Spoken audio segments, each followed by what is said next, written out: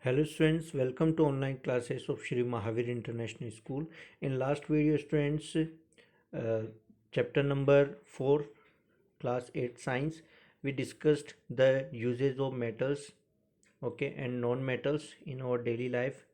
Now, uses of metals, okay. Now in this class, we will discuss the some uses of non-metals. So students, first one, that oxygen is essential for the respiration in living things. It is also essential for the process of burning. Burning is what? Burning is means the combustion process, and the carbon is present in nutrients like the vitamins, fat, protein, and the carbohydrates. Carbon is present in allotropes form like the diamond, graphite, coal, and the charcoal. Diamond is used as the dimestone, and the graphite is used for the making the electrodes in dry cells. The graphite is also used in pencil leads. Hydrogen is used as a fuel. Iodine is used as an antiseptic and is applied on cuts and wounds. It is used to prepare the iodized salt. Then last, the nitrogen is used to preserve food. Liquid nitrogen is used to preserve blood and other donated organs. Now students, here some pictures of like the metallic utensils and the diamond ring.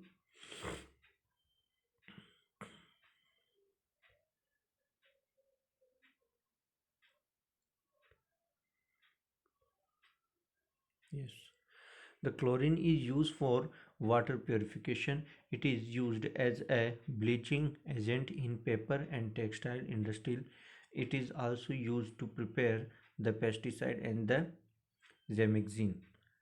Students, as we have heard that it in contaminated water, okay, if you drink contaminated water, then it can harm your body. It can spread some disease like the jaundice can be spread while you are having and while you are drinking the unhygienic water.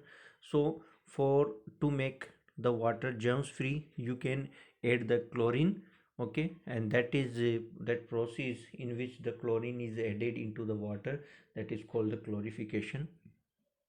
And then the inert gases like the helium is filled in the air balloons, and the neon is filled in the electrical tube, and the glow signs and the organ is filled in electric bulb. So here helium, which is a gas that is filled in a balloons, okay, and yeah, neon is filled in the electric bulb and tubes, which okay, increase the glow of that bulb. And argon is also in incandescence bulb used. Now students, time to answer. Name the metal or non-metal used for the following: filling electric bulb, filling electric bulbs, constructing bridges, okay, and making electrical wires. So name the metal or non-metal used for the following: filling electric bulbs is what? Constructing bridges and making electrical wires, making foil for wrapping food, making pencil lead, and making x-ray shield. That what is using, okay, when you are making such things, that metal or non-metal. So in these space you have to write, okay. Now here some terms like the metals. So metals are what? Elements that are hard, solid, malleable, ductile, puzzle, luster, and conduct heat and electricity. That is called metals. And the non-metals are what? The elements, the elements, the elements that are non-lusters, brittle, poor conductors of heat and electricity. Now the metalloids are what? Elements that show the properties of both metals and the non-metals. And the luster, the properties of metal by the virtue of which it shines. And the malleability, the property of a metal by the virtue of which it can be beaten into thin sheet without breaking. And then the property of a metal by the virtue of which it can be drawn into thin wire. And the allotropes are what? Two or more forms of the same elements, which differ in property.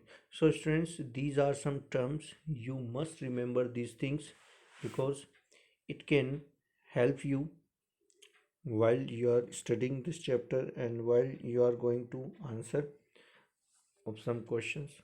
Then students, after reading this chapter, you can read this thing. This is the moral of this chapter. See, the first thing, the metals are hard, sonorous, lustrous, ductile, malleable, and good conductors of heat and electricity, and have the high melting and boiling points. Non-metals are brittle, non-sonorous, non-lustrous, non-ductile, and non-malleable, poor conductors of heat and electricity.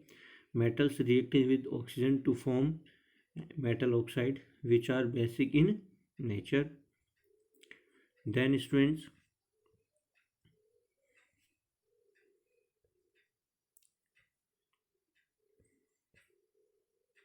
non-metals react with oxygen to form the non-metallic oxide, which are acidic in nature.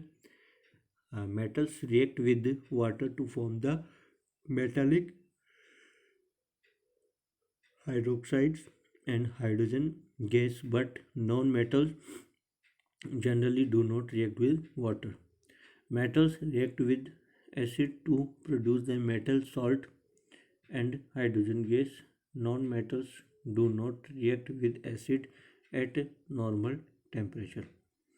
Metals react with the bases to form complex compounds and release the hydrogen gas, and the non-metals do not react with the bases at normal conditions. In a displacement reaction, a more reactive metal replaces a less reactive metal from its salt solution. Then the metals and non-metals have several uses. So students, after completion this chapter, you are able to answer of such question like that. Take the correct answer. If we discuss the first question, a metal that is soft and can be cut with a knife, that is metal but that is soft and can be cut with a knife, that is sodium. Okay. And the highly malleable metal used to pack foodstuff, what? Aluminium. And the metallic oxides are basic in nature, or what? You must read this chapter students. After reading this chapter, okay, you are able to answer such uh, answer of such questions. And next, if we see the metals that react vigorously with oxygen is what? And the shiny foil used to decorate sweets is made up of. So students, overall this chapter, okay, was very interesting because in this chapter we discussed about the metals and non-metals, and besides the plastic we use the many objects which is made up of the metals and non-metals in our daily life. Okay. And in next class we will discuss the next chapter. Okay. So you must, actually students, there are some activities you must read these activities, like the activity number 7, activity number 8, because these are important. Then another, like as I told you, 8 and the 9 also. Okay. In which the displacement reaction is showing. by the other element and the metals. Okay, students, see